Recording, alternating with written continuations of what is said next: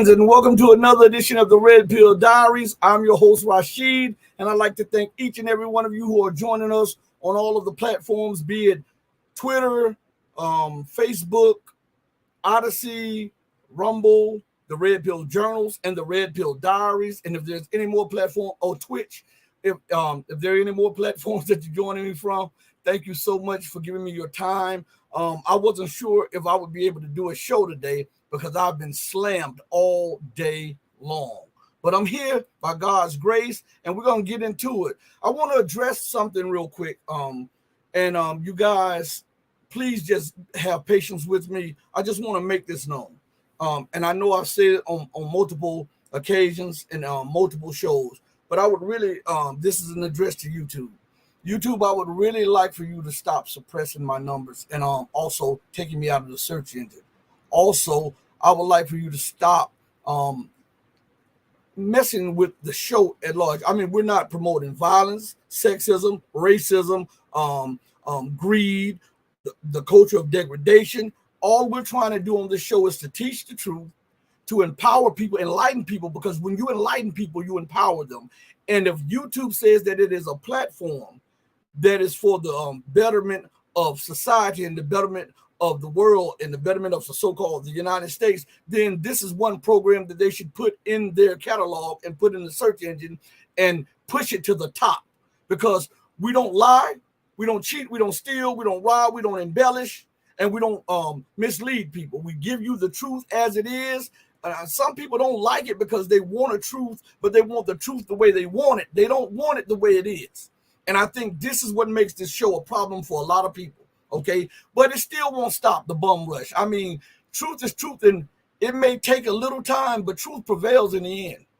It always prevails. You cannot defeat, suppress, or stop the truth in any shape, form, or fashion. And our show is a beacon of truth. Therefore, we know that eventually it will prevail. I'd like to give a shout out to my guy Joel in the building, my girl Holly in the building. Thank you for joining me on another edition of the Red Pill Diaries, or if you're on the other sister channel, the Red Pill Journals. Okay. Again, the name of the show is titled The Latest News. Now let's jump right in this, because I saw something when I got home about 30-40 minutes ago, and I didn't get a chance to read it, but the headlines had me, so I had to just say, man, this guy, he's a character. Joe Biden is really a character. I mean, this guy is really a character. I'm telling you this. And every time you turn around, I call him a chameleon, because he's always changing who he is to suit who he's around, instead of just being genuine to everybody. You know, to get the black vote, he pretended like he was for black people, when in reality we have him on tape saying that he would not like for his children. He would never send his children to school with black people because it would be a jungle and all this. Remember, Joseph Borrell talks about the jungle and got to keep the jungle out of the garden. Well, long before Joseph Borrell ever said a word, Joe Biden spoke it in the halls of Congress.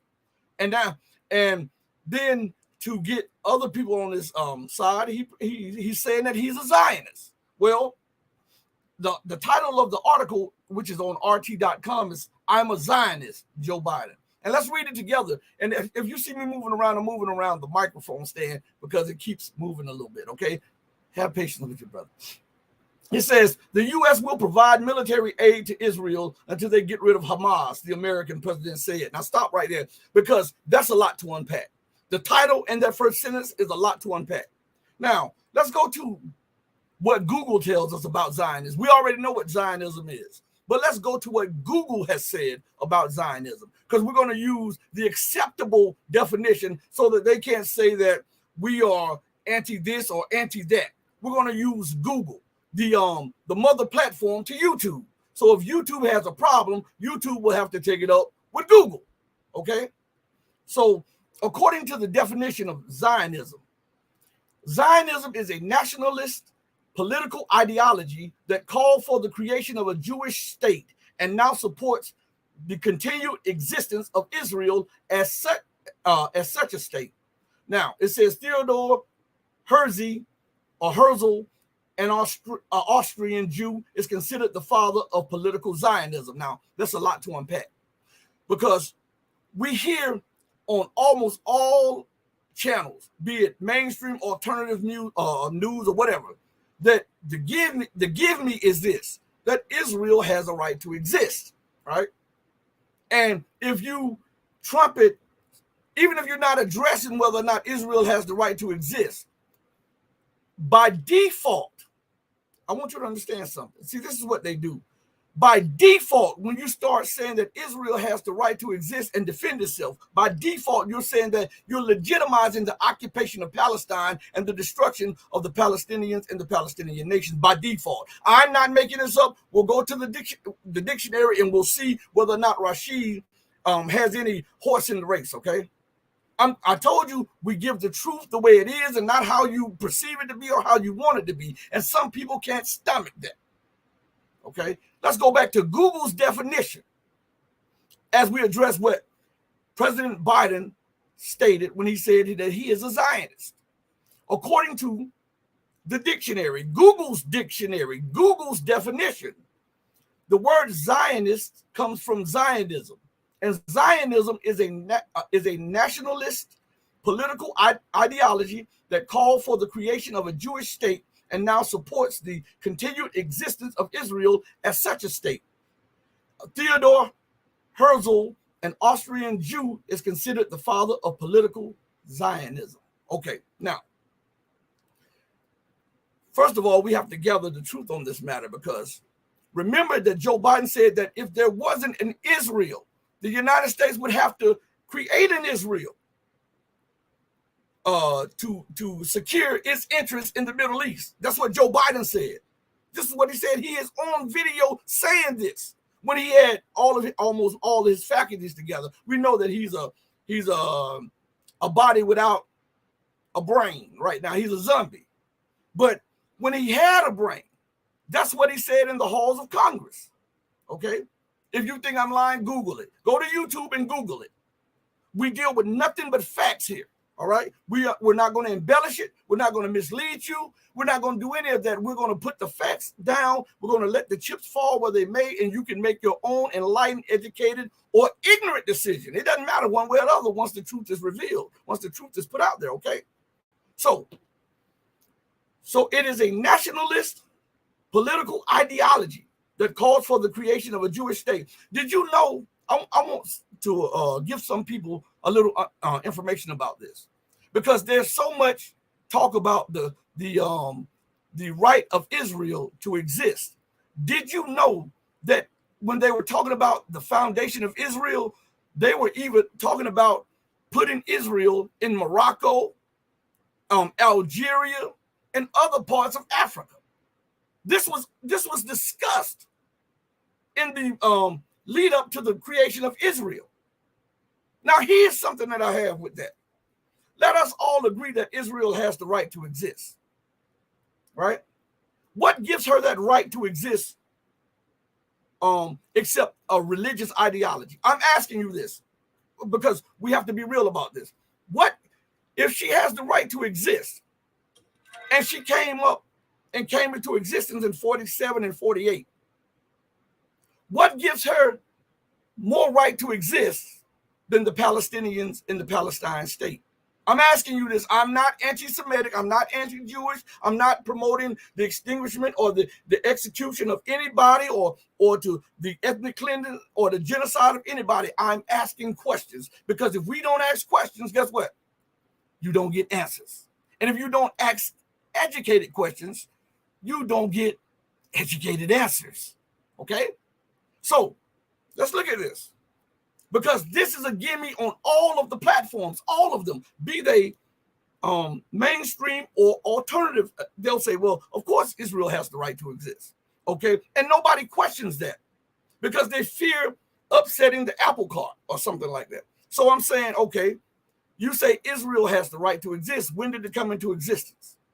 It came in 47, 48. How did it come into existence? Through the theft of an entire nation. Remember, they stole Palestine. This is the truth.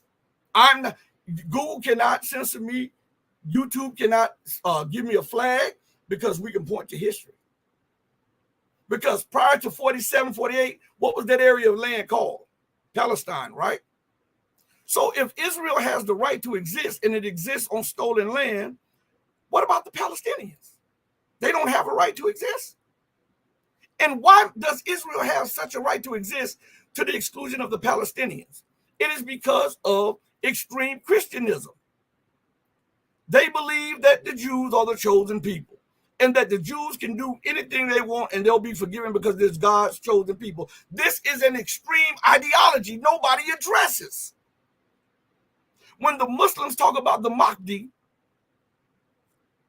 right, and they talk about a caliphate, that is called, in Western terms, Islamism or Islamic extremism. But when the Christians call for a Jewish state at the expense of the Palestinians, this is normal. Why? I'm asking questions that, listen to me. If you're a Christian, if you're a Jew, if you're a Hindu, if you're a Muslim, if you're any denomination or a religious, you know what I'm saying is some of the stuff that you've wondered for a while, but you just didn't say it. But I'm willing to take all the shots, okay? They can aim their guns at me and take the shots because I have to give it. If I'm going to talk to you, I'm going to have to talk to you straight. No chasers. I'm going to have to give it to you like it is, not how you want it. And that may alienate people, but if you just listen, you'll see that I'm not anti-Jewish. I'm not anti-Muslim. I'm not anti-Christian. I'm pro-truth, pro-God. And sometimes you offend people when you're like that. Okay? So, again, let's go back to this. Mr. Joe Biden says he is a Zionist. And you know that in the manifesto of Zionism, anyone that is not a Jew is almost subhuman. In the manifesto, subhuman. And that's the way they look at you. So when the president issues a statement and says that he is a Zionist, how in the world can he be an honest broker to the situation in the Middle East? How in the world can he, on one hand, scream about peace and international law when he ignores international law for the sake of helping one people to dominate another people on religious beliefs? Isn't that extremism? And if Joe Biden calls himself a Catholic, isn't that Catholic extremism or Christian extremism? Huh? I see the chat. I'm gonna jump in the chat in a minute. So I'm not, listen, a lot of people that listen to this and that comes to the channel, they're all different persuasions. They're white, black, brown, red, yellow. They're Christians, atheists, Muslims, whatever you want to call it. And they know that I'm not attacking them or their beliefs, but when I talk about something, I attack the norm. Because sometimes we get lulled to sleep by the norm, by what the mainstream and again the alternative media puts as acceptable or what is the norm again. And sometimes we have to step past that and ask questions. The only way for growth, the only way for understanding is that you've got to go through trial. You've got to ask the questions. You would never progress mathematically if you never asked the right questions. You would never progress scientifically if you didn't ask the hard questions. Even when a time, like look at some of the most advanced mathematicians and scientists in recorded history. They were not accepted in their time. They were not accepted. What is this right here? Popping up. Timeout. I didn't give anybody a timeout.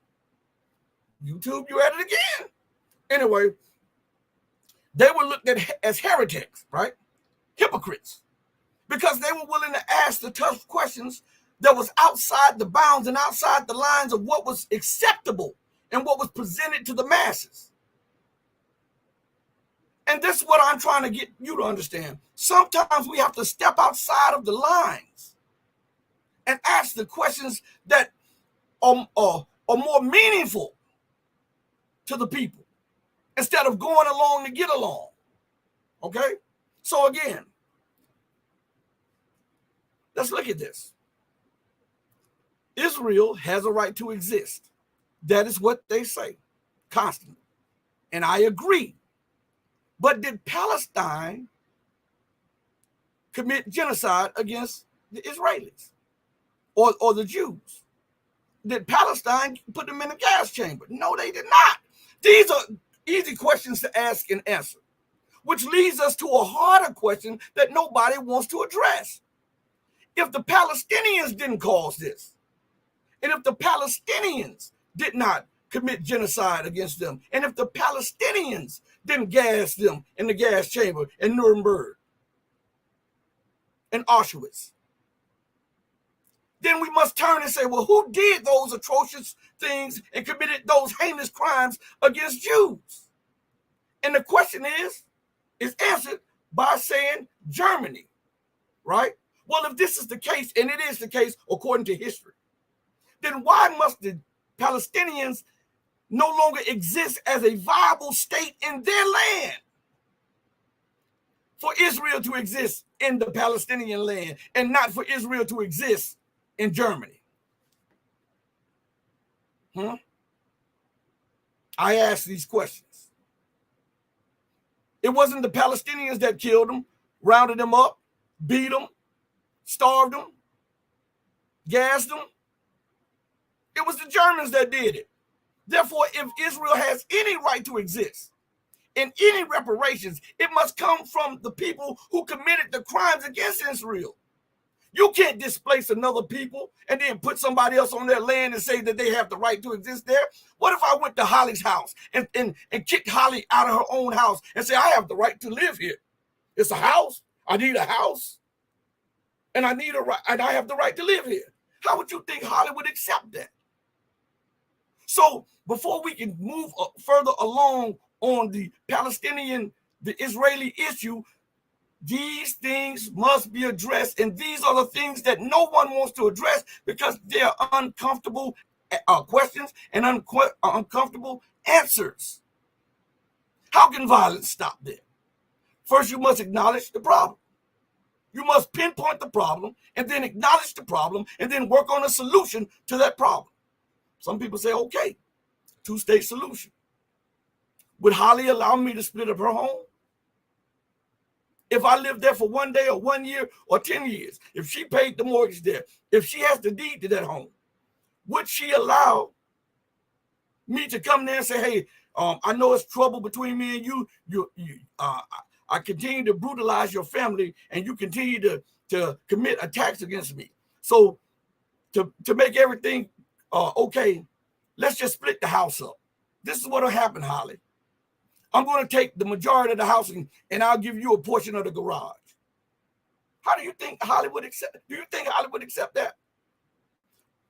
Well, if you don't think the average person would accept that, remember here in America, you have this movement talking about freedom and equality. You have this movement in America talking about their right to own guns and right to own land and this and that. Well, that does not stop in America's borders.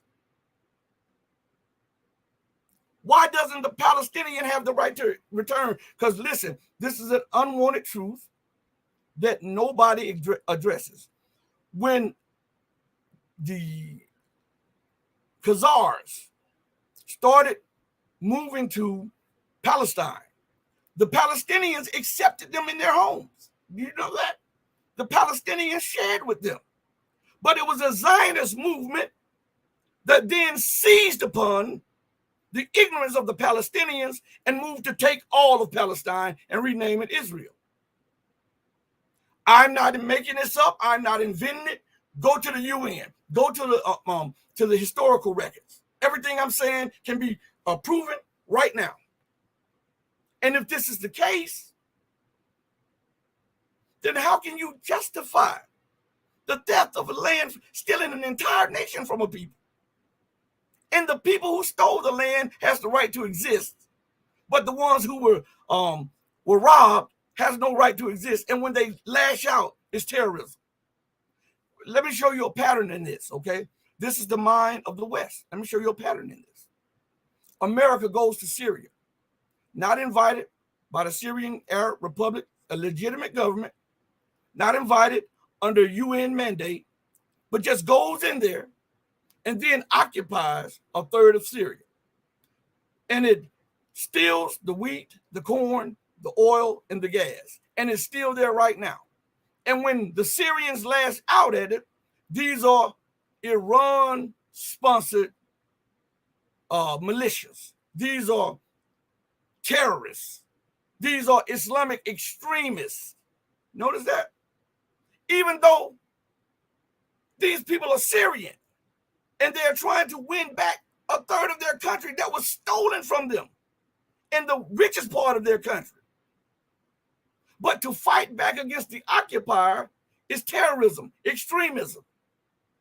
You see, there's a theme, an underlining theme in Western politics. You go to Iraq. The Iraqis have demanded the United States, the UK, and the so-called international coalition to leave. The United States, the UK, and the Western coalition ignores the government, the people, and the prime minister, and continue to run roughshod over the territorial integrity and sovereignty of that nation. And then it offers deals to corrupt people, put them in certain positions of power, and then occupies military bases. And when the militias strike out, America strikes and says, we hit back in self-defense. How the hell can that be self-defense when you are illegally in that nation? You see, France and Mali, Niger, Burkina Faso. And then when the nations asked them to leave, they refused to leave and said, we will protect our interests here. What the heck? What?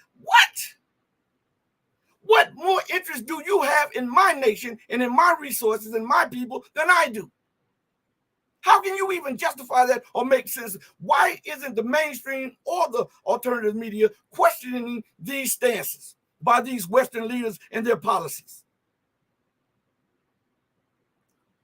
But when you fight back against them, what do they call them? The junta. Puts a negative connotation to the people who have overthrown Western puppets and ascended to power for the people, right? Oh, let me decline. Anyway, or you are no longer a junta, you become a dictator. You become a tyrant, right? All the while, nobody invited you in their country. And if they did, they want you to leave. But you're not a terrorist. I want to put this on your mind because nobody thinks about this. So again, I want you to understand something. Let's look at this. Take the blinders off for a minute. Just take the blinders off for 1 minute. And let's deal with this regardless of religion, race, sex, or whatever. Let's look at this the way it is, okay? Why isn't America deemed as a terrorist or a terrorist nation when in every corner of the world she's involved in conflict? But it's never the people she's involved in that are the freedom fighters. It's always her. She dictates to herself as the freedom fighter.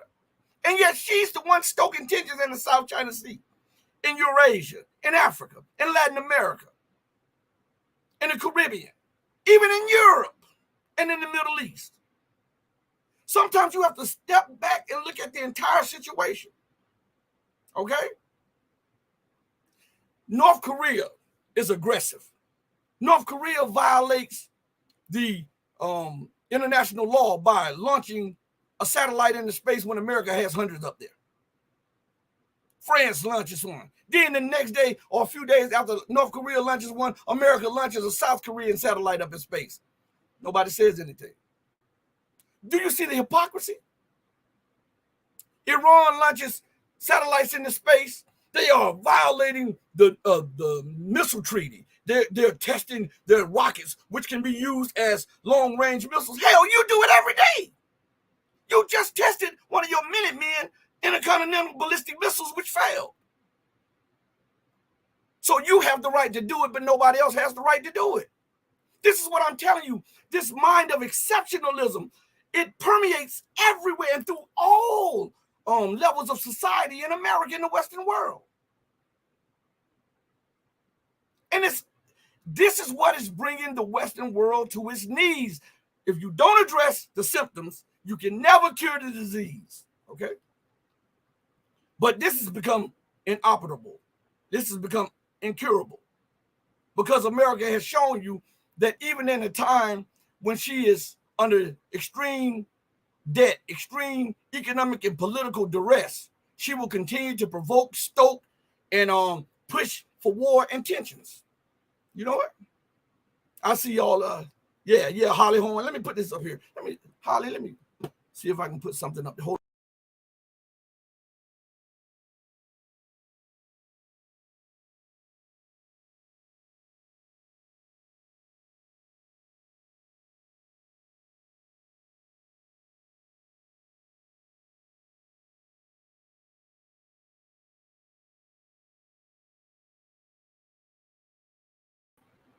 Hold on. Hold on. I don't know what's going on right here, but they have enlarged my screen to such a degree. What in the world is going on here? I didn't know. Oh my God. YouTube is tripping right now. StreamYard, I think this is StreamYard doing this. Hold on one second, everybody. Let me see something. I guess when you speak an unwanted truth, that's what happens. Hold on one second. Let me see if I can get it to a normal size because it's showing me that I'm outsized, but it may be showing you a different size. Okay. Hold on one second. Let's see. And for a minute, it'll be uncomfortable to you because it'll be some blowback for a second. But let me see if I can get this done. Hold on one. All right. Here we are right here. Let me see. And I'll take myself down off the other screen in just a second. Okay.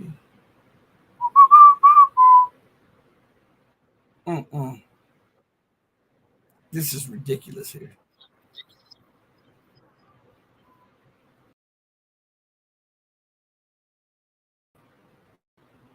All right, here. Let me click this one off. What?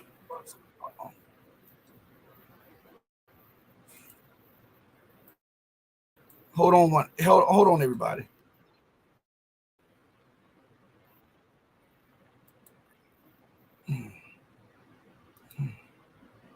All right, I think this is it. All right. Let's see. Can you hear me? Can you hear me? I'm asking, can you hear me? Because I can't hear me anymore.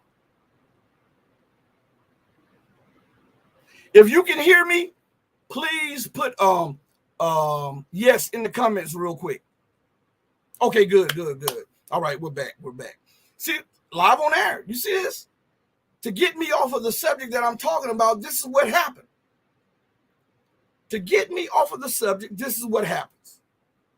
Now, you don't see this happening to mostly any of the large so-called alternative media platforms, but you see this on a daily basis that happens to me.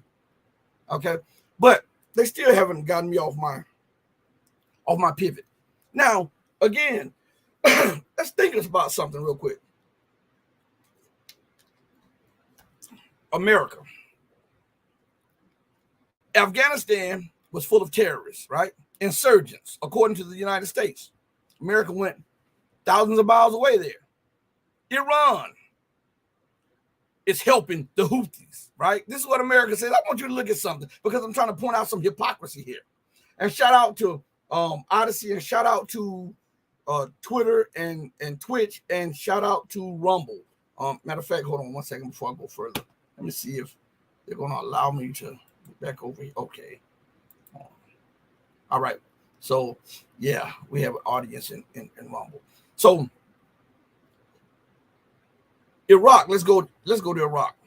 The Iraqis are fighting for their survival and they're fighting for their independence, right?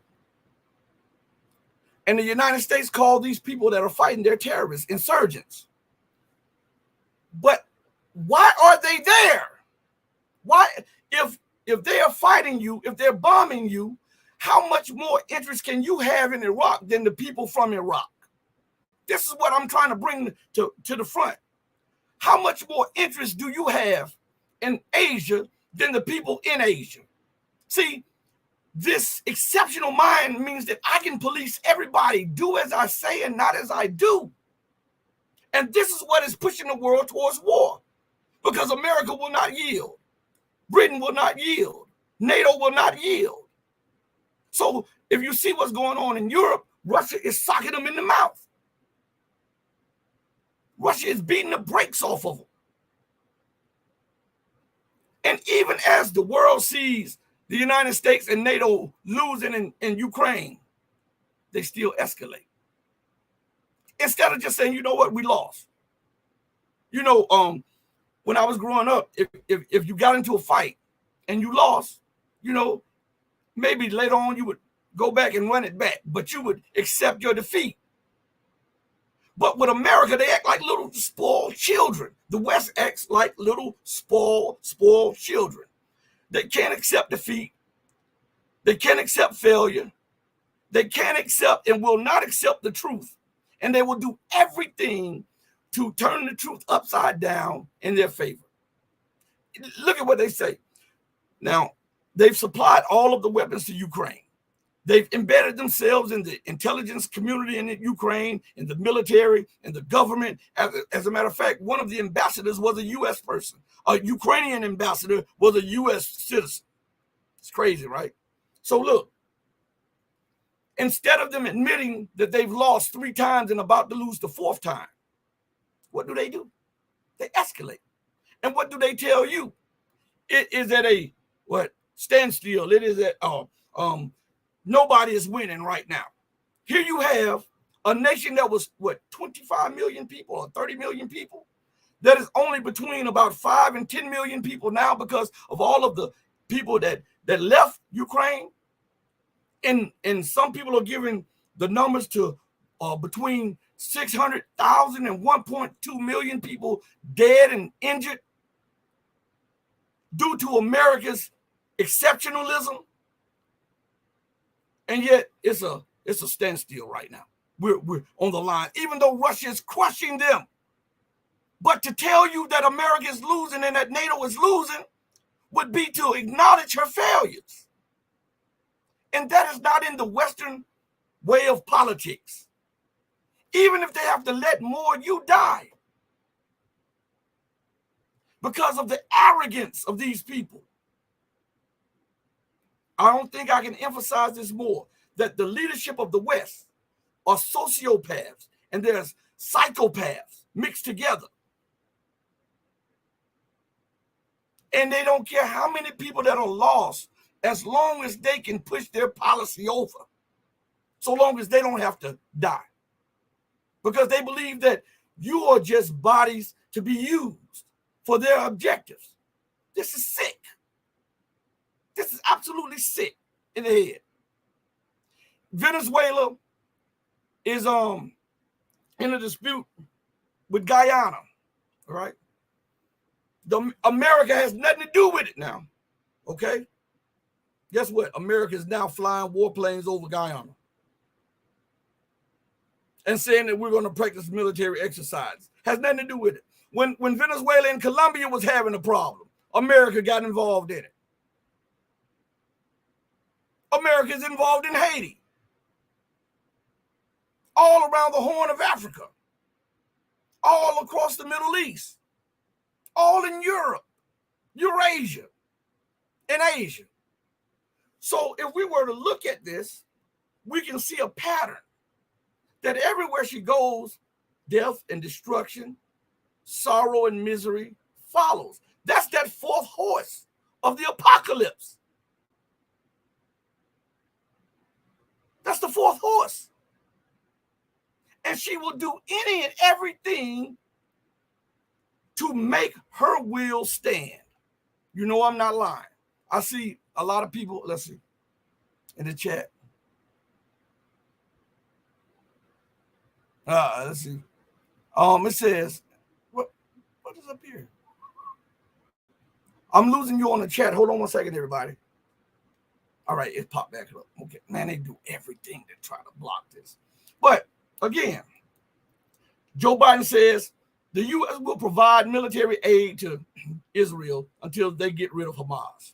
Now, what is the problem with this? Let's just acknowledge for a minute, forget all of the facts that we just put out and how Israel came to be. Let's just push that to the side and let's accept for 1 second the mainstream narrative that Israel has the right to exist on Palestinian land. Let's accept that one, okay? For just a second. And now let's read this and we're going to address something. The U.S. will provide military aid to Israel until they get rid of Hamas, the American president said. I thought America was about democracy. Didn't she say that democracy, and she was about trumpeting democracy around the world? Now, someone needs to ask Mr. Biden, how did Hamas come to power? It was because of the U.S. and Israel, and how they somewhat geoengineered Hamas, right? And they lost control of Hamas. And Hamas in the Gaza Strip became a political power, and it won the elections in the Gaza Strip and became the legitimate authority of the people, the Palestinians in Gaza. Isn't that democracy? Isn't that what the West always claimed to trumpet and represent? Huh? But now let's turn our tails to Israel. Who's in power? Netanyahu. How did he get the power? By crook or by hook? And how is he maintaining his power? By subverting all of the institutions of democracy so that he can stay in power and not be prosecuted for all those crimes he's committed. And yet Joe Biden openly says that they will provide military aid to an international war criminal, which makes the U.S. a party to war crimes. You know that? That means that Joe Biden is essentially a war criminal. And he says, until they get rid of Hamas, what they forgot to say is the democratically elected government of Hamas. They left that out. How convenient and ironic, huh? Right? And he said he'll provide military aid to Hamas. To Israel, right? Then how can you be an honest broker? How can you talk about you want humanitarian aid for Palestine when Hamas is the legal representative of the Palestinians in Gaza? Make that make sense. I'm asking. Make that make sense. See, nobody addresses these things. See, with me, we can go into an article and we're going to have to break this stuff down. You cannot just put anything over on me.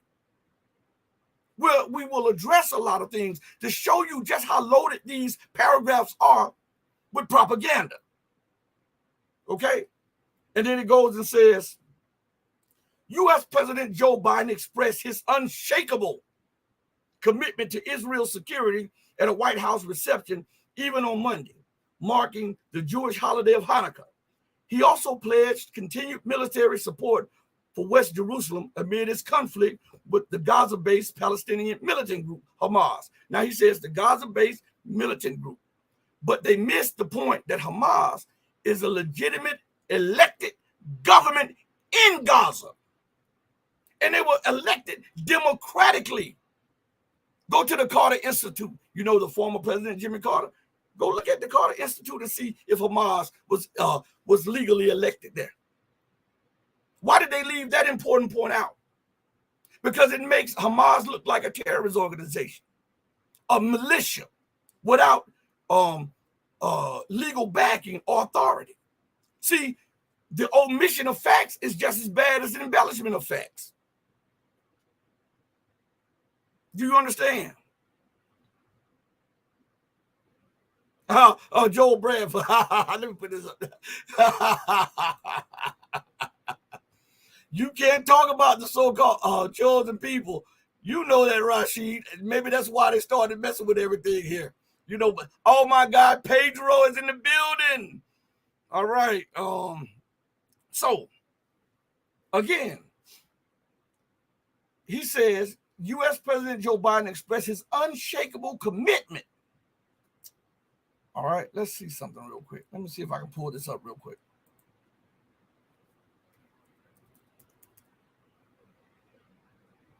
All right. Google Dictionary. The word commitment is a noun. It means the state or quality of being dedicated to a cause, activity, etc. Dedication, devotion, allegiance, loyalty, faithfulness, fidelity, responsibility, obligation, duty, tie, charge, liability, and burden. So, as the president of the United States, who is the main representative of the empire, right? He's the chief officer of the American empire. When he speaks, even though he may not speak for everybody, he speaks for everybody. So when he says that he has an unshakable commitment to Israel's security, right? He is saying that he has a dedication, a devotion, an allegiance, and a loyalty to Israel's security. Now, that would be okay, except for one thing. What about the Palestinians? You know, those people who owned that land prior to Israel coming into existence? What about your unshakable commitment to them regaining that which was lost? What about your unshakable commitment for them receiving justice and equality? What about your unshakable commitment to the rule of law and fairness and justice? What about that? And if you can't have a dedicated, devoted allegiance to law that you constantly claim that you are about, then we must dismiss everything that you say and do because you're not trustworthy. Right? If we're going to deal with definitions and then we're going to deal with law, because the definitions exposes the statements that people say. And if you can expose a leader, then, and when you expose them, you find out that they're not worth the weight that they have been given, then you ignore them, remove them. And I'm not saying remove him from power. I'm saying remove them out of your way. Ignore them. On to the next one, because this one is untrustworthy, right? Right? And unshakable. That's what he said. Right? And I'm telling you, this guy here, Joe Biden is something else. You guys just don't know. And just how I feel about his, not Trump, but his predecessor, whom he served as vice president with, I feel the same about Joe Biden. Both of them can go suck an egg. I'm serious. He and Obama. That's for real. Now let's go further. It says, the U.S. remains Israel's most important ally amid the ongoing conflict, which has sparked widespread condemnation in the Muslim world and beyond over Israeli bombardments of Gaza. The strikes have led to heavy casualties, according to local media and medical authorities. Now, stop right there. Now we're finna call out some Muslims now. You know how I just called out some Christians. Ha ha ha. Hey, we aim at everybody that needs to be aimed at. It does not matter here. Okay? If these so-called Muslim leaders were so outraged, then why the hell haven't they removed U.S. bases, UK bases, German bases, Canadian bases, NATO bases in their respective country if they're so outraged? Huh? And why are they still having war games with the very people who are providing weapons to Israel to bombard Gaza? If you are that outraged, cut ties with America. You have the advantage. You have the oil.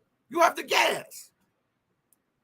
So why would you scream about being outraged when you can affect change? I could understand if you had no ability to affect change. But if Saudi Arabia, or Arabia it is, got together with the other oil producing and gas producing countries and say, listen, we're going to sit on this gas. We're going to sit on this oil. We're not shipping anything out. We're not letting anything go to the West or anybody that is involved in the genocide of the Palestinians. We're not going to let anybody receive any of our crude oil, our gas, or our products from those commodities. You could quickly see how things would change. Let's see. Pedro says something here. I see him in it. Let me put him up. I don't want to miss him real quick. Why hasn't Turkey cut off Israel's oil? This is what I'm saying. If you want to affect change, you must apply actions, right? Not just words, right? And let's talk about Turkey since you brought Turkey up. And remember, I was the first one that started saying this. Go back and look over a year ago. I was the one bringing this fact up. And now this is the point that a lot of people make on all of the alternative media sites. But I brought this up. And I know for a fact that I'm the one that brought it up, because when I brought it up, before I brought it up, I started watching to see had anybody ever spoken on it, and they didn't. So when I spoke on it again months ago, it became a norm, okay? When Turkey sent that flotilla to Palestine, and the Israeli commandos jumped aboard and killed some Turkish citizens, right? That was a declaration of war. Why didn't Turkey bomb Israel like Turkey is bombing northern Iraq? Or why didn't Turkey send in a host of those terrorist networks that she's using in northern Syria?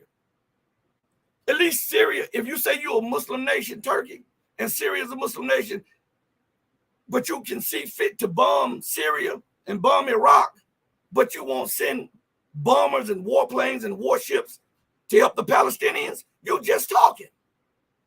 You're just talking. Do you see? When you lay it out there, you see a lot of these people are just running their traps. Because right now, Iraq, Iran, Syria, Qatar, the United Arab Emirates, Arabia, Oman, and all of the rest of the surrounding nations could put an oil embargo, a gas embargo on all products going to Western nations. And I guarantee you, within a matter of days to a week, that they would be in there negotiating something. But that is not what they chose, because money takes precedence over religion. Money takes precedence over ethics, morals, all of that. And we see that in the leadership around the world. Screaming at one end about the lives of the Palestinians, and on the other hand, doing little to nothing to help them. The same goes on in every ghetto in America.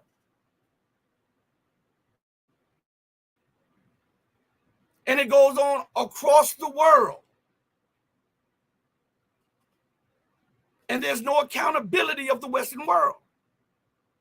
Don't you see? Listen, if one were to look at the actions and the ramifications of the actions of the Western world, you would see why your Bible or your Holy Quran or your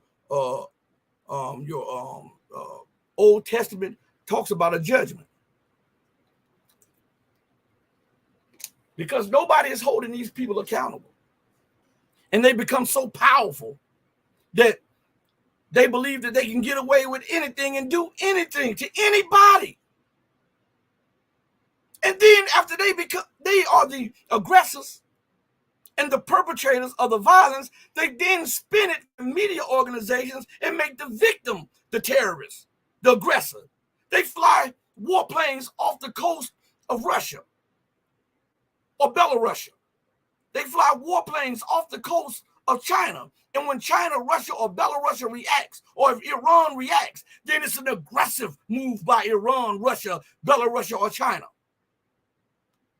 The news does not sit down and eye it and say, hey, how would America react if those nations did the same thing, flying warplanes and spy planes off the coast of California or off the coast of Maryland or something like that? What would be America's reaction? But that exceptionalism is ingrained up there. So it's do as I say and not as I do. You're aggressive if you dare challenge my air power. You're aggressive if you dare challenge my military, if you dare challenge my naval positions and my naval power. That's aggressiveness. You're belligerent, right? In their minds, that is what they're thinking. Think about this when it comes to China. They said that they want peace and stability in Asia. And then they release a paper saying that they got to make war soon with China to prevent China from usurping America's position in Asia. How is that wanting peace? On the one hand, you go before the media and say, no, nobody really wants war. We just don't want China to bully people. Now, here, the bully talking now, that has bases all around the globe, that is overthrowing government after government and counter-revolution and assassinating leaders, want peace and stability, right? With China. And then they release paper after paper talking about that America only has about this amount of time left before it is no longer able to challenge the rise of China. How is that peace? And how can you attain peace with warships, war guns, and weapons of mass destruction? That is no way to make peace. That is the way to break peace. Is that not right? Think about it. Okay, let's look at it like this. Joel is at home. And I say I want peace with Joel. Joel is he's outstripping me. I used to have a monopoly on technology. And now Joel is outstripping me. And I say, well, you know, I'm just giving up. I'm just going to throw out. I live in New Orleans, Louisiana, and Joel lives in New York. Right? And I say, I want peace with Joel. We can both compete. And as I keep looking at the numbers, every time I look at the numbers, Joel is out producing and outselling and doing everything in that field that I once dominated in. And pretty soon, Joel is going to usurp the position that I have. And I keep telling the people, hey, I have no problem with that. And then Joel comes outside and I have 65 machine guns set up on his lawn. Oh, this is for peace. This is to keep Joel from becoming belligerent. Then Joel looks out his window. I have drones flying over his house night and day. Right? And then Joel says, well, I'm going out to my garage. And then I'm there on a four-wheeler running over his little boy saying, hey, I'm here for freedom of navigation. You see your yard right here that's connected with your garage, it goes into the neighbor yard, and I want to make sure that the neighbor has the right to come out through this area. How is that for peace? This is exactly what America and the propaganda machines sells everybody on a daily basis. On China's doorstep, in Chinese territorial waters or disputed territorial waters, with warships, gunships, and then say that I want peace. We don't want this to escalate the war. The hell you say? You wanted to escalate with Iran just on the thought of them maybe constituting a nuclear weapons program. Just on the thought of it. You went to war with with Iraq, knowing that they had no weapons of mass destruction. You bombed Syria knowing that they didn't have it. You bombed Libya knowing that they didn't have it. And then you're talking about China. We want peace. And yet at every turn, your actions show us that you want other than peace. You don't just judge by your words. You judge by the actions. How would Joel feel about that? I'm flying drones over his house all day long. I run over his kid and say, I'm exercising international law, freedom of navigation, because now, mind you, I don't even know the neighbor, Joel's neighbor. But I'm saying that because Joel's neighbors walks this way every day, I'm going to make sure that Joel does not prohibit or prevent him from walking this way. And I'm going to do it by mounting a whole bunch of machine guns on the sidewalk. So if Joel comes out and tells the person that's coming out, that walks that way every day, not to come out that way, then I can intervene. But somebody needs to ask the question. You said that that neighbor walks there every day. Well, if that neighbor walks there every day and Joel cannot pick his house up and take it somewhere else, then that means Joel must be all right with the neighbor walking there, because he's never did anything to impede the neighbor. The same can be applied in the South China Sea, in the Taiwan Strait. But we never look at it like that. We only gobble down the foolishness that the Western world and the propaganda machines continue to espouse to us, okay? They're doing it because, you know, when a person is losing everything, they will try any and everything. Desperation makes crazy things look like it may be workable, right? I want you to think about America's position. Her stated military position is to not allow the rise of one or multiple nations that can challenge her position. Not to allow. Who the hell says you got the right to stop somebody from progressing? The only way you can look at that is if you think you're the God. That's why you act like this. Oh, that nation has to be democratic. A nation on the other side of the planet. Why? Why does it have to be democratic? Why can't it be autocratic?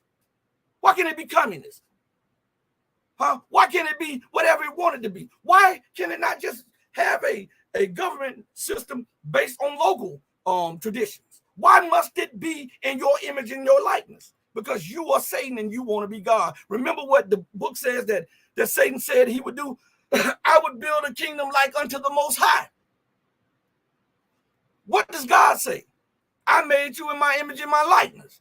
What is America doing around the globe? Trying to mold and make every nation into its image and its likeness. So America fits the description of Satan. You're not the God. How about you come home and deal with the problems, the plethora of problems within your own borders? The defunding of education, the defunding of Head Start, the defunding of those preschools, the removal of lunch, free lunch. Huh? Invest in better and higher education. How about you pay some of these teachers so they don't have to take 2 and 3 jobs to make a living? And maybe they'll be more dedicated to their craft.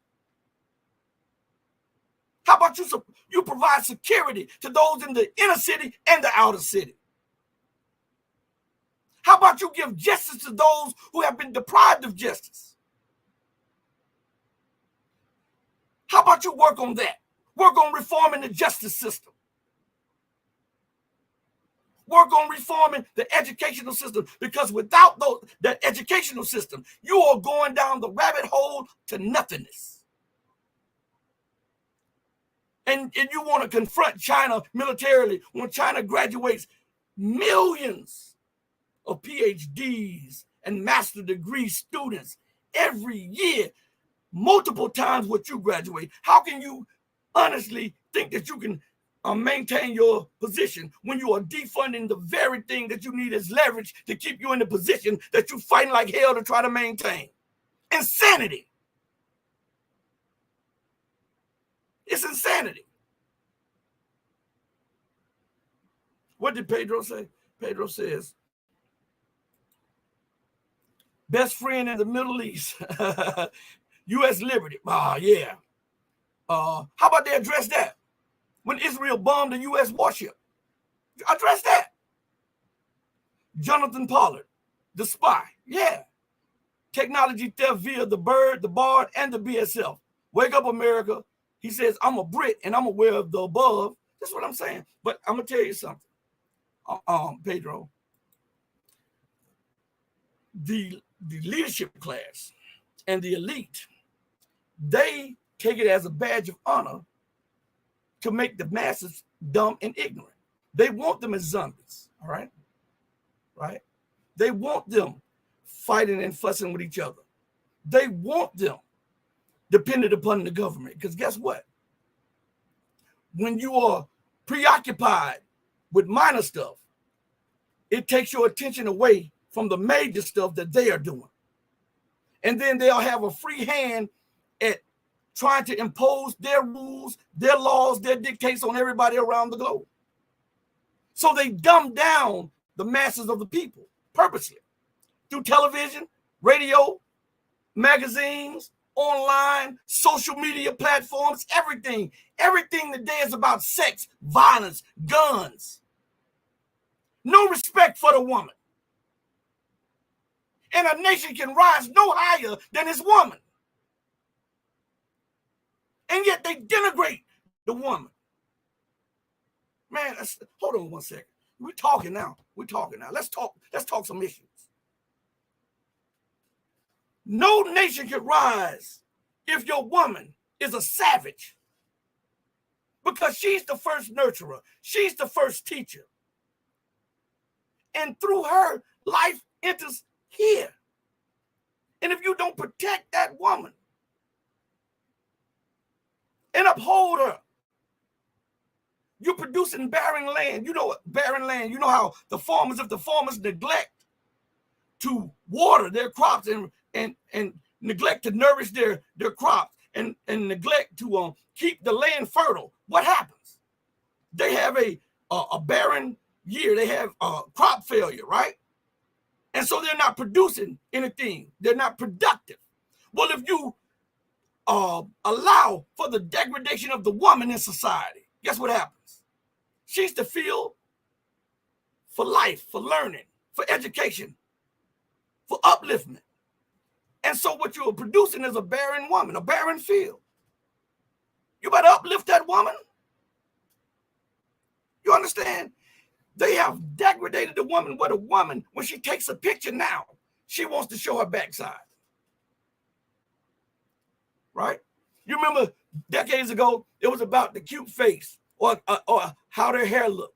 But now it's all about the backside, the butt, the curves, all of this stuff. Instead of focusing on the mind and nourishing the mind and the spirit and the soul. But this is what America and the Western world has digressed to. They have declined morally and ethically and culturally. And the people at the top like this. They think that this is what's going to keep them in power, and they don't realize that this is the dynamite or the nuclear bomb that they have laid at the base of the society. Because now you're dumbing down the very people who are expected to compete with China's millions and millions who are graduating. Those who are graduating in Russia, those who are graduating across Africa, Latin America, and other places. And you have a dumbed down society that can't even do basic math, that doesn't understand basic history, that does not even understand the basic laws of science. How can a society progress under such conditions? This is what I'm asking. So the leadership, they are helping. They're like Samson. You remember Samson when they made mock of him and they blinded him, took his hair, which was the strength of his pride and his power, right? He didn't care about seeing the outcome. All he wanted to do was get even with the people who did it. So he prayed for one last gust of strength. But he was blind to the reality of the fall that was happening. And he died blind to the reality of the fall. And so a lot of the people are dying blind to the reality that we're living in the fall of America. They're pushing and pulling down the weight-bearing load, the defunding of education, the pushing of the violence and the disrespect of life, limb, and the woman. They're pulling down the pillars, and the house is starting to tremble and fall. And everybody who's trapped inside of this paradigm, this prism, will be crushed. It's being crushed. Right? You see it every day on the news. Mass shooting every day. Right? You see it just as well as I see it. You see people arguing with each other over the most frivolous things. And then after an argument, they are so angry. See, because the government and the people have been robbed. The government has robbed the people of their morality and their ethics and their care of life. So the people get so mad that you can pull in front of a person, not even knowing that you cut them off. They'll shoot through your car. That shows you just how low the society is falling. And to downgrade the educational system and then to upgrade the violence on TV, radio, internet, magazines is the recipe for the collapse. Because you're desensitizing them to violence. You're showing them on TV what they need to get revenge. You're showing them that they don't have to respect life. You're showing them that they don't have to love, that there's no repercussions or blowback from being violent. And then you want to ask the question, why are these people acting like this? Hell, you played the biggest part in it. And then you give them this meager, what you call education, which cannot be considered education because it does not teach a person civilization. Without being able to teach a person civilization, that cannot be classified as education, because education is what civilizes us, upholds us, uplifts us, and helps us to progress as a person, a people, a culture, and a nation. And without that, I'm telling you, we're looking at the collapse. We're living in the collapse. This is really the collapse. There's no ifs, ands, or buts about this. This is the fall of America. This is. And all of the barometers point towards it, whether it's economic, cultural, ethic, moral, social, financial, militarily, politically, wherever you point to, you can look at a deteriorating situation for America and the Western world. And people will shoot you over nothing. They have no qualms whatsoever of killing you. They'll snuff your life out. But listen, and you say, what would make them do that? Why would they just do that? They were just arguing. Well, look at what America as a nation is doing. When she gets mad with somebody, what does she do? She overthrows them. She causes a color revolution. She assassinates them. She causes divide and conquer things over there. Look at what she does. She snuffs out life that is against her policies. Again, that exceptional mind permeates down in society. And what we're watching is the blowback of American intransigence and American hubris coming home to roost. Let's see. Pedro says, you're aware of the Netanyahu speech made in the Finks bar? America is the golden calf. Yeah. We will cut up piece by piece. I'll dig it out and post it on the comments when this stream is finished. Thank you so much, Pedro. Yeah. But listen, again, that's because of the dumbing down of the masses. If you have an enlightened class, if you have enlightened people, then you would not be going through this stuff here. But because people benefit off ignorance, the leadership want to exploit the masses and they want to continue American hegemony, and they don't realize to dumb down the people for your exploitation is also to destroy the base of the society that you want to dominate. No ignorant nation, no unenlightened nation will prosper or progress. That's not how things go. You have to have some type of civilization in you. Look at this. America's losing the chip game. She dominated the chips. She's losing that to China, right? The rail gun. America had a 20-year jump on China in railgun technology. China has working rail guns. The United States does not. Even Japan is testing a rail gun. That shows you, right? Right? When America, what was the war secretary at the time? I forget what his name. Oh man, it slips. He was in both the Democratic and the Republican. He was a defense secretary for both a Republican and a defense and a Democratic president. He was Obama's defense secretary also. What is his name? Oh man, I got his name. He was one of the ones that was at that meeting when Putin gave that speech. You can see him in the background. I forget his name. But anyway, he and the Department of Defense and all of the U.S. intelligence agencies, when he was the defense secretary, says, and this was years ago, that they have an estimate that China would not be able to field a fifth generation warplane until the end of the 2020s or the first part of the 2030s. And then on his visit to China, China flew the J-20 over the building which he was in with his group of military officials with him. And they were stunned. Go Google this. Go Google it. And they keep wondering, how could China catch up so quickly? They must have stolen this and they must have did this.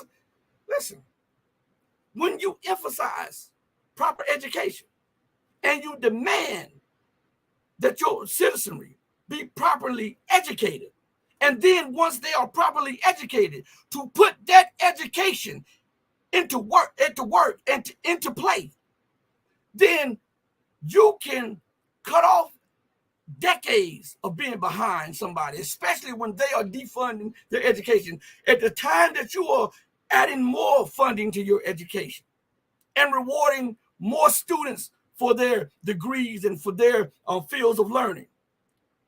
The same time America is defunding the education. This is how they get caught up. This is why they're in the position that they're in. And it will only get worse. China is going to lap America. And they think that war is the one thing that can stop China. Now, I want you to think of something. Because rational minds think of these things. Irrational minds think that you can beat China in a war in Asia. But rational minds say, hey, okay, Obama said, and his officials in the Pentagon and in intelligence agencies said, long before the war in Ukraine happened, that Russia would always, and I'm the one that brought this up too. I want to bring this up too. Everybody else is talking about this. Go back to a year and a half ago. I'm the one that brought this up about Obama speaking about Russia having escalatory dominance in Europe. Everybody else is saying it. I don't get the credit for bringing it up, but I brought it up long before anybody is saying this, okay? Go back and do it. I mean, go back and look.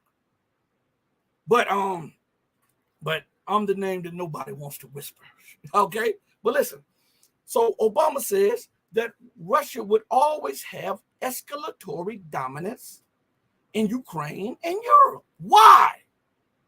Because Russia is right there. So America could deploy troops and deploy weapons, but Russia could interdict those troops and weapons on their way to Europe and sink warships and ships full of troops, right? So because Russia resides right there in Eurasia, it will always have an advantage over the United States and NATO when it comes to war in the Caucasus, war in Eastern Europe. That was acknowledged. Now, if we look, we fast forward to Asia and the Asia Pacific area. Let's apply the same logic to Asia. Does China reside in Asia? Yes. Is China an Asia Pacific power? Yes. But here's the kicker. China is the largest trade partner to all those countries. China is the largest investor in those countries. Just like with the West, China is the largest there. China is the world's manufacturer, the world's lender, right? It has the #1 ground forces on the planet. It has the largest military army on the planet. It overtook the United States 2 years ago, I believe, a year ago, 2 years ago, as the largest navy on the planet, something that America never thought would happen. And not only does it have more warships than the U.S., it has some qualitatively better than the United States. And they are saying that by next year, in the latest 2025, China will then surpass the United States and have the largest and be fielding the largest advanced air force on the planet. Now, we have that, okay? We're looking at all of that.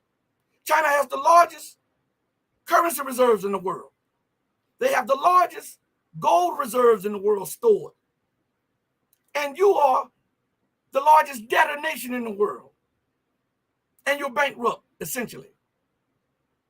If we look at all of those things, we can truly say that China has escalatory dominance in the Asia Pacific, the likes of which Russia wish it had in Europe. Obama talked about Russia's escalatory dominance. But when we put China light on China, China's is 10, 20, 30, 40-fold when it comes to Asia.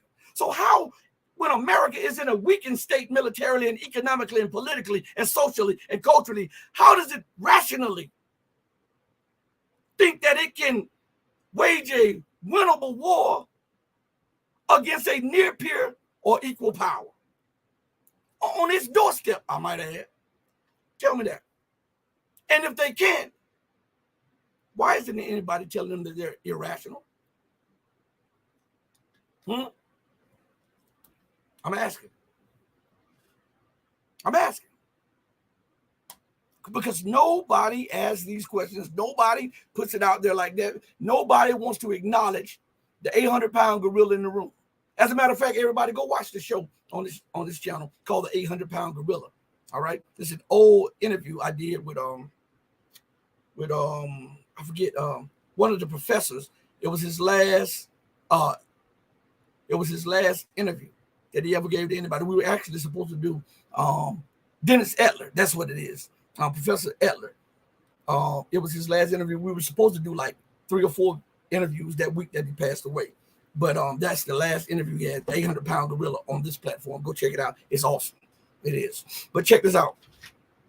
How and why don't people talk about these things? Why are they like, let me bring something to your mind real quick on what I'm talking about. All right.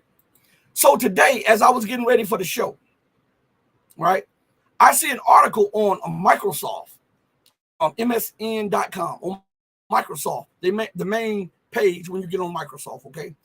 And the article is titled, let me get this up here real quick. China's banking system is in free fall, and the country's real estate losses could hit $4 trillion, veteran investor says, right? And that's what they say. And what they want you to do, and I'm going to read the first paragraph or so, because I want you to look at how they point the finger at everybody else. I want you to just pay close attention to this, because this caught my attention. And since we're talking about Asia Pacific right now, I just want you to just roll with me. And Kylie Beans, I see you in the building, okay? I didn't acknowledge you, but I see you. In this article titled, China's banking system is in free fall, and the country's real estate losses could hit $4 trillion, veteran investors says. In this article, it says, and I'm reading this for the first time. I just saw it when we were about to go live. It said, and I just put the article to the side. It says, China's banking sector is in free fall, according to market veteran Kyle Bass. The Heyman Capital CIO estimated China could see at least $4 trillion in real estate losses. An unchecked boom in real estate development in China has led to a deep crisis, experts say. Now, it says, China's banking system is collapsing, and the real estate crisis is in the country could end up wiping out $4 trillion from its financial system, according to the veteran investor Kyle Bass. Now, here's something about this article. What they did is repackage the title of the article and said it multiple times in the base of the article. Okay, listen what the top of the and I'm pointing this out for a reason. China's banking system is in free fall, and the country's real estate losses could hit $4 trillion, veteran investor says. Now, if we go to the base of the article starts out and it says, Listen to what it says. China's banking sector is in free fall, according to market veteran Cal Bass. Isn't that what it said in the title? And it says, the Heyman Capital CIO estimated China could see at least $4 trillion in real estate losses. Isn't that what's in the title? Let's go a little further. An unchecked boom in real estate development in China has led to a deep crisis, experts say. All right. Now listen to this. They're just going to repackage what we just heard. Okay. And I'm telling you, this is a trick that they use in writing articles and producing videos. I want to let you all in on this trick that they use to really get you to focus on something that's really not as important as what they're trying to hide. Okay. So we're going to get to that in a minute, but let's finish with this paragraph. It says, China's banking system is collapsing, and the real estate crisis in the country could end up wiping out $4 trillion from its financial system, according to veteran investor Cal Bass. How many times have we heard that in this? And I've only read the first few sentences in this article. How many times have we heard that? Right? Now, why did they do that? Because they want you to focus on what could be a bad situation in China. Okay? And they want you to, it is no coincidence that they throw in the Chinese real estate sector, right? Because they don't want you to see what's going on in the U.S. real estate sector. I'm a real estate agent by profession. I was a real estate agent for years, okay? So I know what they're doing. They don't want you to focus on this out of whack housing market that is close to implosion, and all of the bubbles are bursting or close to bursting, okay? And so they want to point a finger to who else? Their nemesis, China, and talk about a $4 trillion crisis, okay? Well, let's give them some credence on what they're saying. China has a $4 trillion crisis, right? Now, let us look at this. China has over $3.5 trillion in currency reserves, over $3.5 trillion. So if China wanted to, they could mitigate some of that crisis by providing that, right? But hold up. There's something else. The first law of nature is what? Self-preservation. And with the EU, hundreds of billions of dollars in debt to China. I didn't say 10 billion. I didn't say 30 billion. I said hundreds of billions of dollars in debt to China. And with the United States being between 1.2 and 1.6 trillion dollars in debt to China. If there's a crisis in China, guess what happens?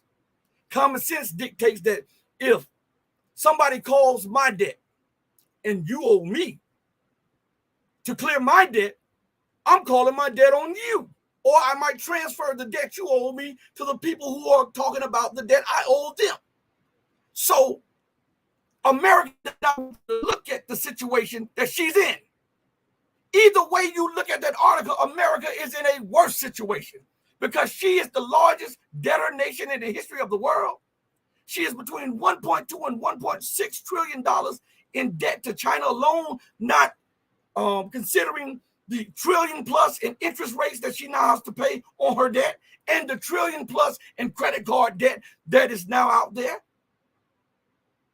So we look at that on top of an imploding job market, an imploding real estate market, an imploding used car market, an imploding new car market. Who's in a worse situation? And why won't they say it like that? And if they won't say it like that, what are they hiding? And why are they hiding? And why are they focused on China instead of focusing on their own house when their own house is so out of whack? I'm asking. I'm just asking. I'm asking for a friend. No, I'm just joking. I'm asking though, you know. What did that guy say? What was that rich guy, poor guy dad says? There's an article also on MSN by I'm gonna see if his name. What's his name? Robert Kiyosaki. Robert Kiyosaki. All right. The author of Rich Dad, Poor Dad. Okay. And he has an article out. And the article is from Business Insider, but it is on MSN.com. And the title of the article is Rich Dad, Poor Dad. Author warns exploding U.S. debt will fuel inflation and crush the dollar. Now, boy, that's a lot to unpack right there. He says Robert Kiyosaki warned America's debt pile will fuel inflation, and see how they regurgitate what they just said. Will fuel inflation and crush the U.S. dollar. The government will print greenbacks to cover its soaring debt costs, eroding their value, he said. The Rich Dad, Poor Dad author has raised the prospect of a severe recession and a market crash. Now, stop right there. He goes on and says this because we're going to come back to the top of this. He goes on and says the U.S. government has racked up onerous amounts of debt, paving the way for stubborn inflation and a dollar disaster. Robert Kiyosaki has warned. America is broke right now. Right? This is what he says. The personal finance guru said in a recent Fox interview, America is in serious trouble financially because of the debt load. Now, when we read that and we go back to the previous article, we now see why they want you focused on China's real estate market and the so-called $4 trillion debt that they pulled up out of nowhere, okay? But when we go back to this article, right, even he did not say that we're in for a severe depression. He says that a prospect for a severe recession and a market crash. Now, what's the problem with that? The definition of a recession is something that does not last for 16 to 18 months, right? If a financial downturn exceeds 16 to 18 months, it becomes a what? A depression. And this has been going on since before 2008, right?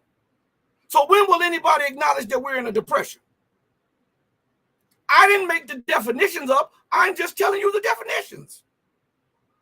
And if we're in a severe recession/depression, and he's talking about a market crash, and he's talking about higher inflation, he doesn't say hyperinflation, but higher inflation, and the printing of the greenback and huge forms lead to what? Hyperinflation. Which means it robs the currency of its value, which means it's an added tax on everybody who uses the dollar. You're being taxed, right? Which means that you're no longer able to buy the goods that you once were able to with the amount of money that you have. Which means that we're what? In an economic collapse, right? Because the dollar is the life's blood of the American Republic and the American Empire, which is the Western world, right? And if, as Robert Kiyosaki says, he warned America's debt pile will fuel inflation and crush the dollar, the government will print greenbacks to cover its soaring debt costs. Now, hold on. There were multiple debt sales that nobody bought debt. The only people bought debt was the Fed, which means that the crack dealer was buying his own crack, right? So if that's the case, and you are dependent upon the Federal Reserve buying the dollars, you're in a bad situation, right? Not only is it eroding the value of the dollar, but it is scuffing out all life left in the empire, because the blood of the empire is the dollar. And if the blood stops, if the blood coagulates, if the blood ceases to bring life, guess what happens? Death follows, right? Right? According to Rich Dad, Poor Dad. This is what they are saying about the situation. Rashid didn't write any of this stuff. Rashid did not embellish anything. Rashid just told you where you could find the articles and you could read it for yourself. So we're looking at the collapse of the American empire, the collapse of the Western world, right? In real time. This is not something that's happening. And even a billionaire says this on MoneyWise. You can find this also on MSN.com. Biden has made it worse. This hedge fund billionaire just issued a serious warning about the economy. Says the S&P 500 will go nowhere for a very long time. So they're telling you, heads up, the collapse is underway. Without a doubt, the collapse is underway, right? And it says, And look at what comes up right after that. See, I'm giving you guys the good stuff that people are not talking about, okay? I want you to look at this. On MSN.com and also Markets Insider, there's an article titled 99% of Americans will be financially worse off than they were pre-pandemic by mid-2024. JP Morgan says. Now, what's ironic about that assessment by JP Morgan? They were one of the banks that caused the financial downturn, the implosion of the economic system of America and the Western world. They were one of the ones, and not one of them went to prison. Not one of them went to jail. They were given bailouts to the tunes of hundreds of billions and even trillions of dollars. And now they're warning people that you're going to be poor by mid-2024, right? And I was looking at an article that was talking about, are we in a depression already? And the article was saying that these are the foods that you should stack up on that won't be in the market in the next 12 to 18 months. And in this article, right, it had eggs, milk, cereal, meat, listen to me good, meat, and all of the things that you take for granted, the basic food stipends, right? They said within the next 12 to 18 months, these will be scarce and will not be in the markets. In this article, Google what I'm saying. I'm not making this stuff up. Google it. But for JP Morgan to say that 99%, think about, why didn't he say 100%? Because he knows that the 1%, the richest, have been preparing for the economic collapse as we speak, and they've been getting bailed out, and they've been buying assets, and they've been buying food and water, and buying these big mansions, preparing themselves for the fallout of the economic collapse that is underway right now. And they have your mind preoccupied with the Kardashians, with the Super Bowl, all right, with the NBA and the in-season tournament, all of this madness that helps you do nothing. And they're telling you 99%. They left out 1%. And who is the 1%? Talk to me, everybody. Who's that 1%? The 1% is the richest, right? So they left out that 1% and they told you 99%, meaning everybody outside of the rich, will be financially worse off than they were pre-pandemic by mid-2024, JP Morgan says. All right? Rashid didn't make this up. Yeah. Let me see something real quick. Let me see something. I'm going to do you one proper. I'm going to put it up on the screen for you. All right? I'm going to do you one proper so that you'll see what I'm talking about. Boom, right here. I see you, Pedro. It should be coming up on the screen. Now, I'm going to scroll up for you. Let's see. Where is it at? All right, here we go. We got to scroll up, and then I got to scroll down. I hate when these ads come up here on these. Here it is, right here. Look where my mouse is, right here. All right. Now, it says 99% of Americans will be financially worse off than they were pre-pandemic by mid-2024, JP Morgan says. And it goes on. The article says, JP Morgan said the vast majority of Americans have burned through excess savings. It is likely that all but the top 1%, what did I just tell you all? It is likely that all but the top 1% of consumers will be worse off financially in mid-2024 than they were pre-pandemic, the bank said. Bofa wrote this month that elder millennials face a particularly tough set of circumstances. Now, it says the majority of Americans have burned through their excess savings piled up during that 19 virus pandemic. You know, you say the whole thing, YouTube or censor you or something like that. And in the coming months, JP Morgan says it is likely that most everyone will be worse off financially than they were in 2019. Now, what's significant about this? Most. It says most. Not all, most. Who are the 1%? Huh? The 1% of the wealthy. Those are the ones that continue to use taxes and you escape taxes and you get bailouts and get money. These are the ones who really receive welfare, not the people in the projects, not the people in the hood, the people who are buying the corporations, the big buildings that get corporate welfare to the tunes of hundreds of billions and trillions of dollars on a yearly basis from the government. These are those 1% that they're talking about right there. All right? Nobody says a word. Nobody says a word. But this is the reality of the time. And like Joel says, I'm put it up there. Hit the like button. Also, I'm going to add and subscribe. And everybody's on YouTube. Subscribe to me on Rumble so I can start streaming a lot more over there. Okay? Subscribe to me on all of the platforms. I would really appreciate that. All right? And I want to also thank you, each and every one of you, for joining me on this and giving me your time today, because you didn't have to do that. And for that, I'm humble and I'm very appreciative of it. And I also want you all to know, please don't take it to heart as if I'm attacking somebody. What I'm attacking is the lies. I'm attacking the narrative. And I'm attacking those who need to be attacked. Okay?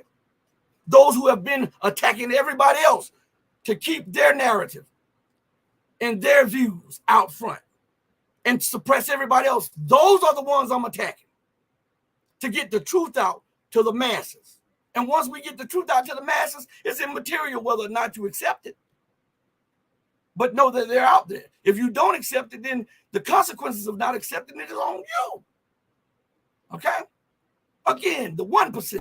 Matter of fact, let me see something real quick while we're talking. Give me a second, everybody. You know how we do this live, so y'all give me a second. All right.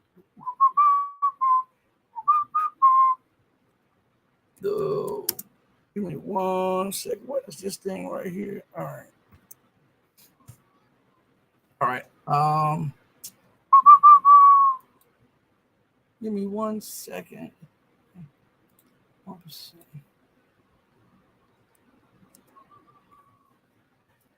All right. Let me see something. Hold on 1 second, everybody.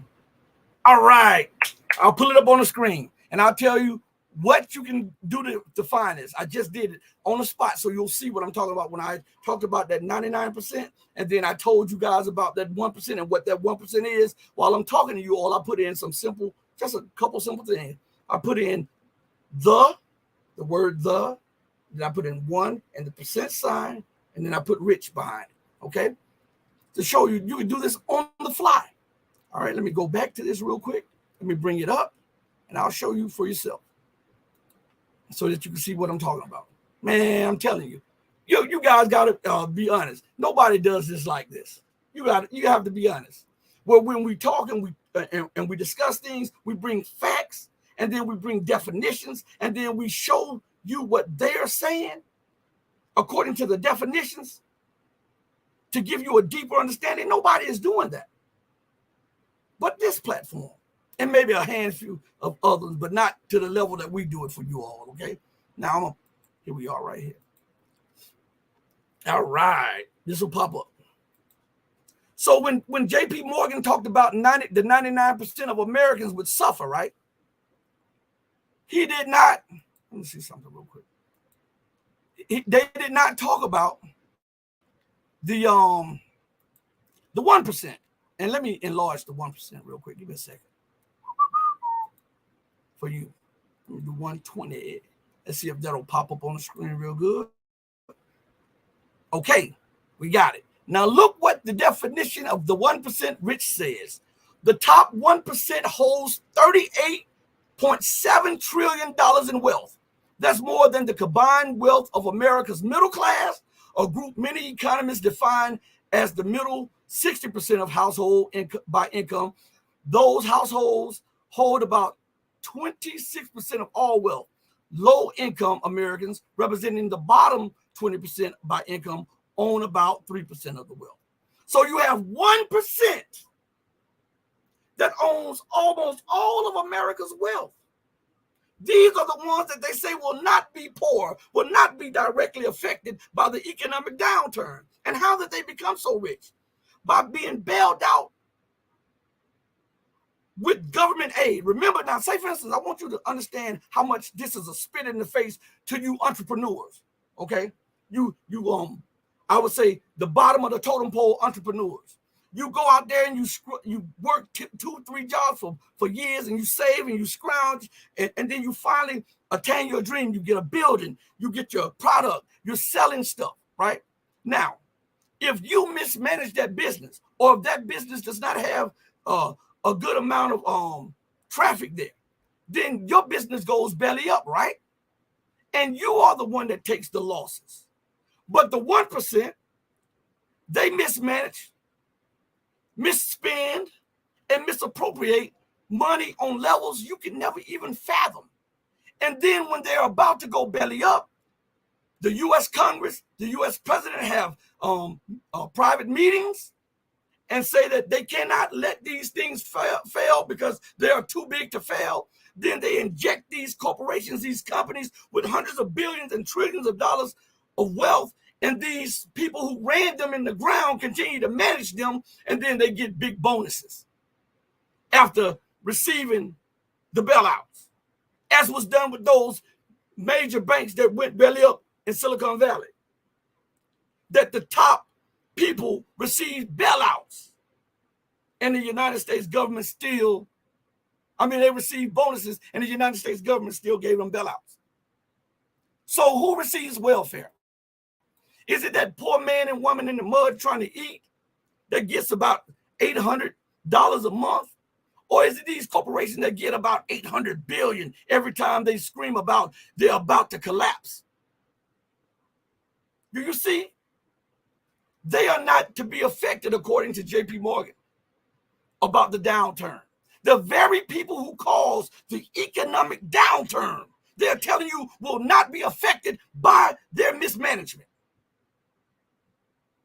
But you, whose tax money went to bail them out, will be greatly affected by their mismanagement and their ineptitude as leaders over corporations and banks. How does that make you feel? How does that make you feel? The government is spit in your face. That's what it is. The government, J.P. Morgan, and all of them have just spit in your face and told you that it was raining. They peed over the ledge. You looked up and they told you there was a downpour, torrential rains, and you believe it. This is what they do. They are succubuses. They are vampires, Nosferatu. They must suck the life's blood economically and politically, culturally and socially, ethically and morally from the people and from governments around the globe in order to keep and sustain their wealth and their base and their way of life. In other terms, these 1% are termed as the 5%ers who teach the poor lies. That's what they do. Excuse me, I say 5%. I mean, this 10% that teach the poor lies. I'm sorry, I said 5%. I'm sorry. These people teach you lies. And then they live off of it, live off your misery, live off your divisions, live off your anger, your mistrust, your suspicion, your hopelessness. They live off of that. They are those monsters in the dream that lives off fear. They bring something before the government presents it as dire. You become fearful. And then the government gives you a one-time or a two-time check so as to quiet you. And your check is, and then they'll wrangle over giving you $200 billion as a whole people. 236 million people, and they'll wrangle over 200 billion for 236 million people. And then they'll justify giving the leadership of the corporations and companies that put you in this financial despair trillions of dollars. That's democracy. That's capitalism. That's the Western world led by America. And you're telling me that there's nothing better that can be produced? You're telling me that you want to live in a society like that? where people are exploited.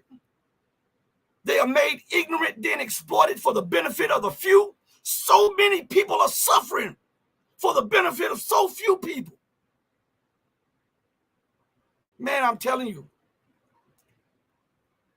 God is justified in removing this way of governance. He's justified in removing this financial system. He's justified in removing the political class because they have shown themselves to be corrupt.